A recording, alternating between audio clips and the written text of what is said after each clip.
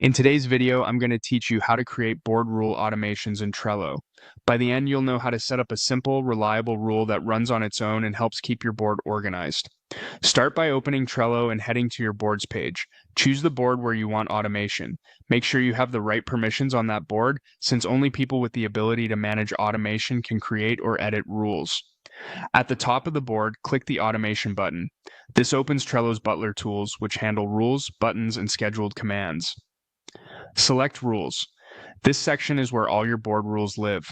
You can browse what's already there to see examples or previously created rules, which is helpful if you want to reuse a pattern rather than starting from scratch. When you're ready to make a new one, click Create Automation. You'll build your rule in two parts, the trigger and the actions. The trigger is what starts the rule, like when a card is moved, labeled, or assigned. Click Add Trigger, then choose the trigger that fits your workflow.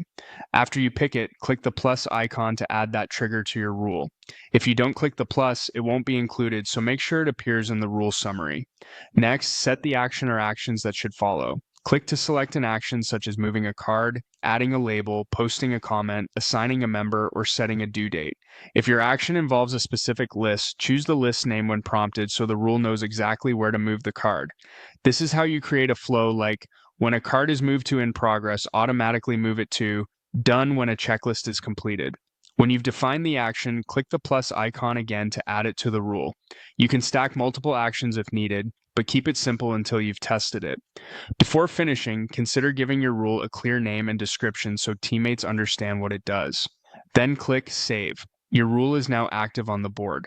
To confirm it works, try the trigger on a test card and watch for the automatic action.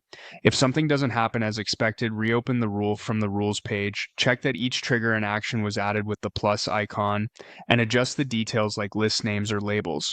You can disable or edit a rule at any time. That's it. You've created a Trello board rule that saves time and reduces manual work.